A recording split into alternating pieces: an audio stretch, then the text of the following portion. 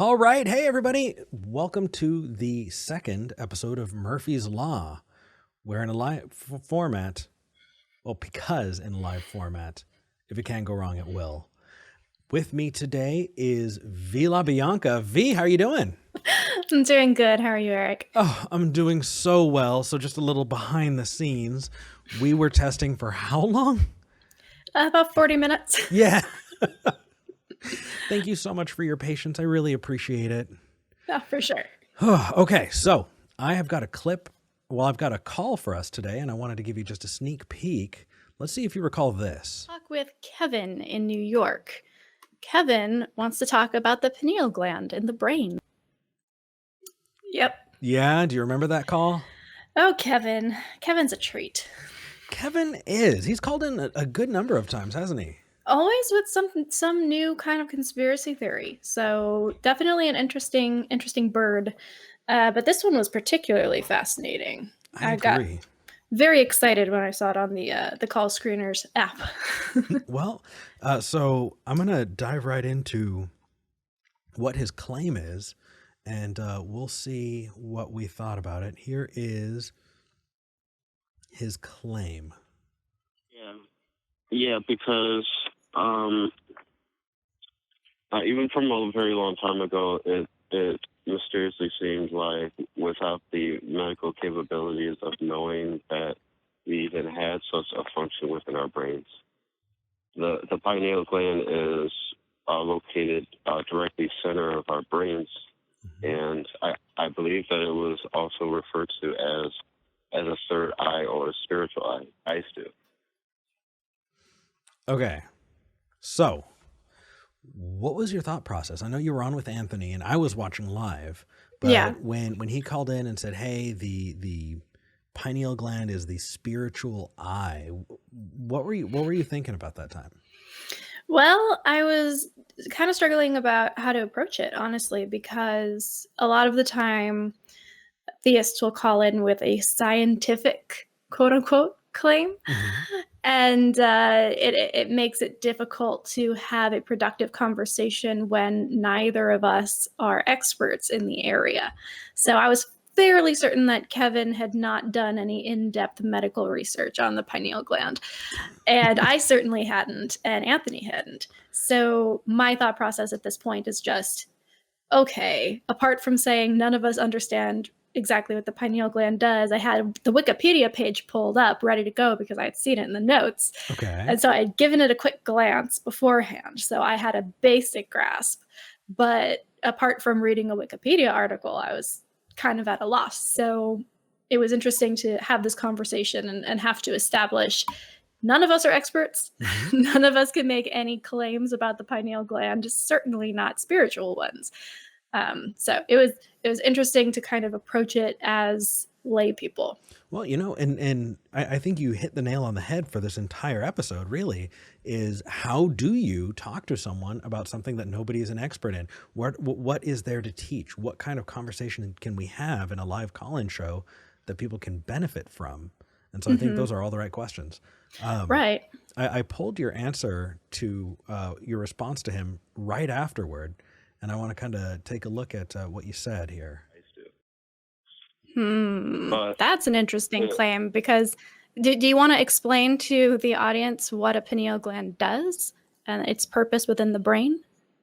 And also your level of expertise, like from 1 to Yes, 10. that like, too. On this subject, I would put myself at a Anthony. 0.5. It just makes a clear difference between what people understand is There we go. Okay. Perfect. That's perfect. So he wanted to call in talking about something. And so it's like, okay, what is this thing? Maybe he's got some more information than you do. You got a brief look at Wikipedia, but what's he bringing to the table? Right. What research is he working with? And I think a lot of the time, I did not expect Kevin to have a comprehensive definition of what the pineal gland did. But if I jumped right in and said, well, you don't know what the pineal gland does, and neither do I, that would probably not be the best way to approach it. That would put him on the defensive. and make me look like I was trying to be a mind reader. And both of those things I want to avoid on the show if at all possible. So for me, the best option was to say, okay, I'm going to give him enough rope to hang himself here.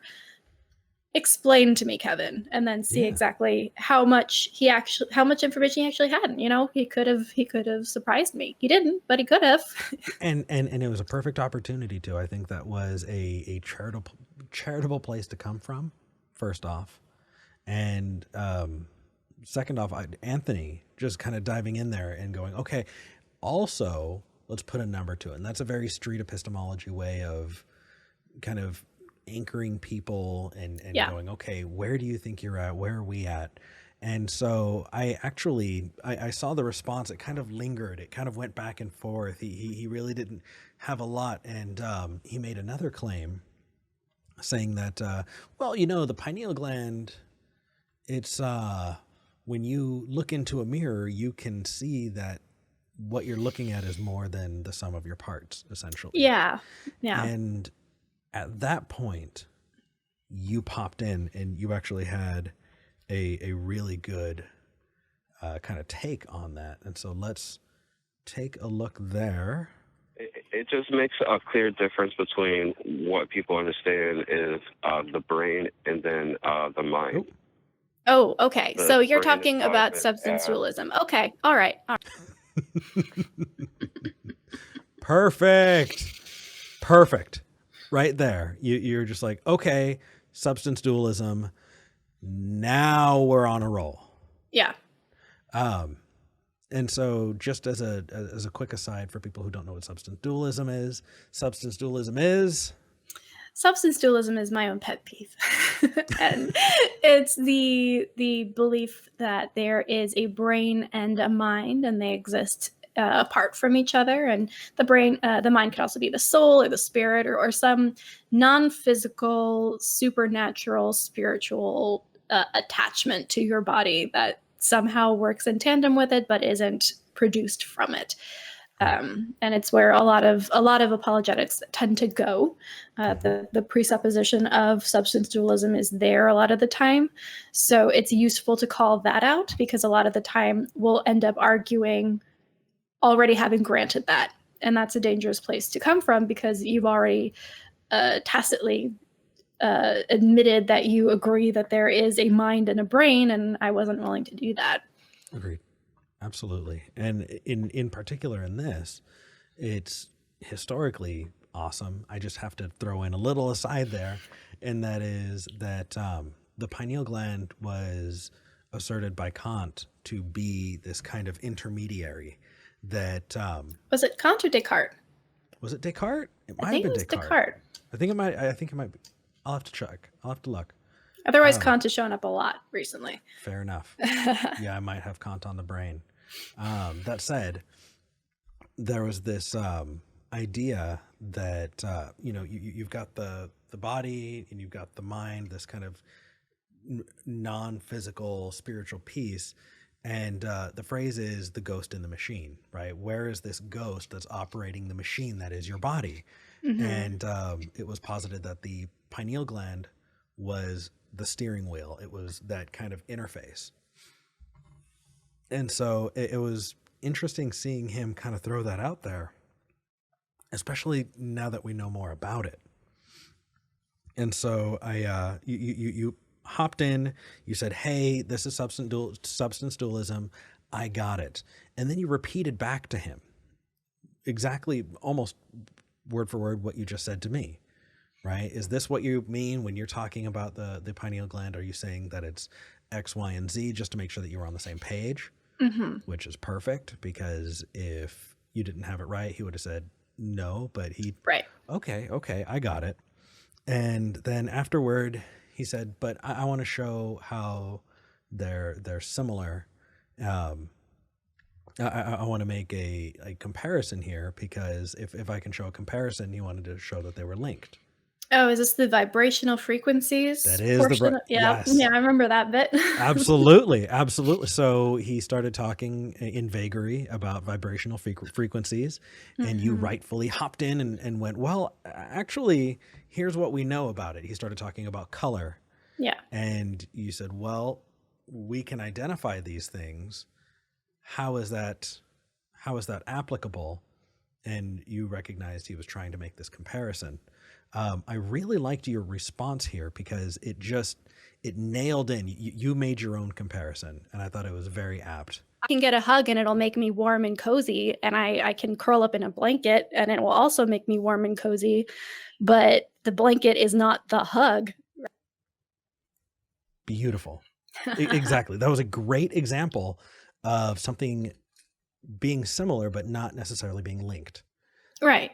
And that's fantastic, because that's exactly where he was going. He was saying, well, no, I can give this color example, and now I can show you that it's that it's linked. hmm That's just not how that works. And so I loved that blanket hug example because it very, very concisely showed where the problem is there. And that doesn't mean that his claim is wrong necessarily. but No, it by means no means, but no. it's a flawed way to get there. Exactly. So you went on after that. It went down a bit of a rabbit trail. Y'all started talking about the soul, or Anthony started talking about the soul, and it kind of got a bit off track, but you very, very clearly kind of took the pacing and brought it back around to the subject and the crux of the discussion. And I thought you very concisely put it, well, this way. The reason that people who claim kind of woo sciencey things like, ooh, Woo like I can sciencey like things. energy workers or chakra healers or anything along those lines. They don't get bought because people are dumb, right? They get bought because people are just smart enough to know when something sounds scientific and to know when they know a little bit of science. So if you know enough science to know the reason you can see color, then if someone takes that and then twists it a little bit to give you an example of something else that they're claiming, you can say in your brain, well, I mean, I know that this happens with color, so who am I to say it doesn't happen here too? This person sounds authoritative. This person sounds authoritative. Yes. That's how they get you.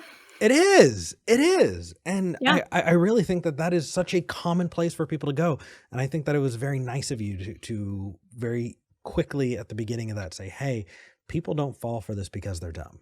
No, of course not. I mean, sure, there are some people who, should think more about things, but in general, the reason that it's so effective is you know what you know and you know what you don't know.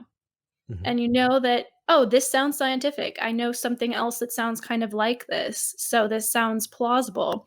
And I also know that I am not a scientist, so I can't be a determining factor in whether or not this is accurate. So then I have to go trust this person.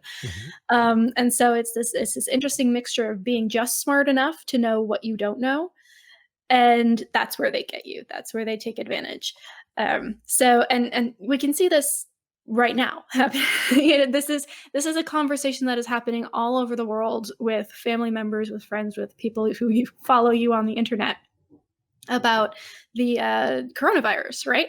And 5G towers and the vaccine and the pandemic and all of this. People know what sounds plausible Mhm. because there are some words in there that sound scientific and sound like things they've heard. Mhm. And they know that they don't have all the answers. So they need to go to an outside resource. And all that matters is that you pick the right sources here. That's all you can do. You need to ask the right questions to determine if they're the right sources or not. You don't have to know exactly why 5G does not cause coronavirus in order to be able to have the conversation that puts a damper on that claim. So this way of thinking is less about needing to know all the answers and needing science degrees in every field in order to refute claims, and more asking the right kinds of questions to get to the meat of the subject a lot quicker. Absolutely agreed. He was using this specific thing to prop up the mind-body dualism piece. And Right. so while we may not be able to talk about biology in depth, we can talk about what we know about mind-body dualism. And that is a hell of a lot more Mhm. because that's kind of what we like to do. Right.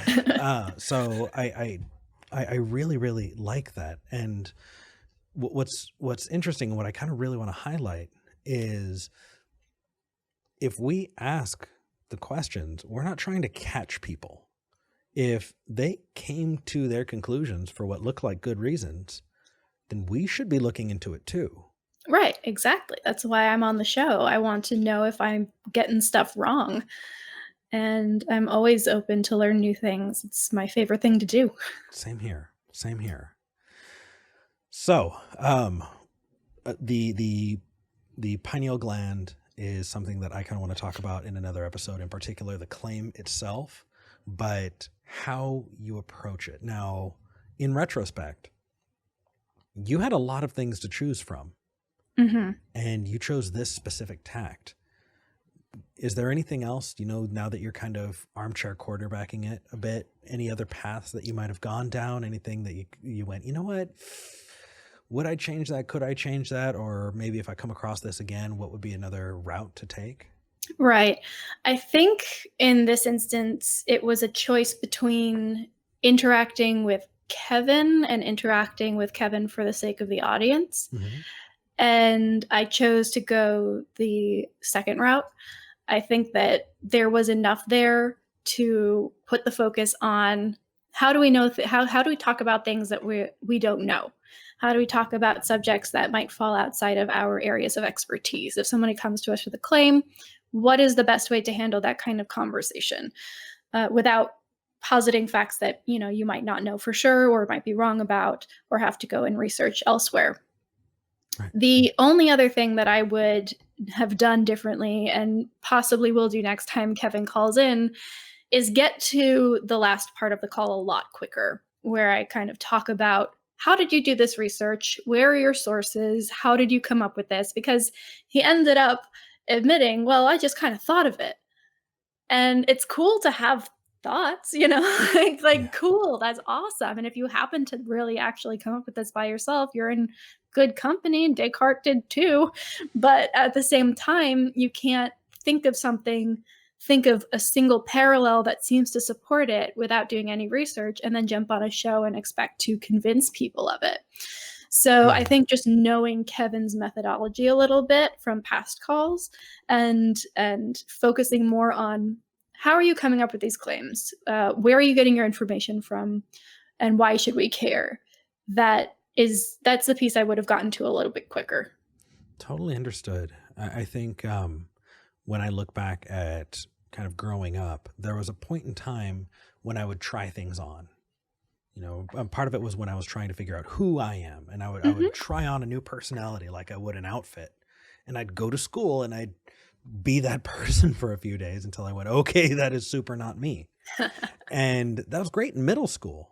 Mm-hmm. But we, as adults, we don't have all of those opportunities anymore. We've got to be a whole lot more careful. We can't just assume that where we're putting our money is going to be a great place to put it. And so we have to have higher expectations. And so it's not so much, we're not creating this barrier that can never be passed. If someone Right. wants to prove mind-body dualism, they should first prove that there's something other than the body, not where it interacts. Right? Right. If you're trying to prove the soul, don't say the soul uses this part of you. What's the soul? Like, start there. Yeah. And then we can have that conversation, because if you can convince us that, we're just as excited as you. Now we want to learn more and we want to explore. Okay, well, that seems to be a thing. Now let's learn more about it. And I think that is true for most of the places that we go and most of the things that we explore and look up and learn. And so I know this went a little bit long, but V, thank you so much for joining me. For people who don't know, this was from Talk Heathen. This is the show that we do on Sundays every Sunday from 1 o'clock until around 2:30 Central Time. V, if anybody wants to follow you, where can they find you? Yeah, I also host the HCA show Secular Sexuality with my co-host Christy Powell. That's on Thursdays at 7 p.m. Central. Also lasts for about an hour and a half. We take calls there too, mostly about sex, gender, and relationships. And then if you're interested in following me, you can check out my website, vroselabbianca.com, or follow me on Twitter at authorconfusion. Awesome. V, thank you so much for giving us your time. And we'll see you next time. Of course. Bye. Bye.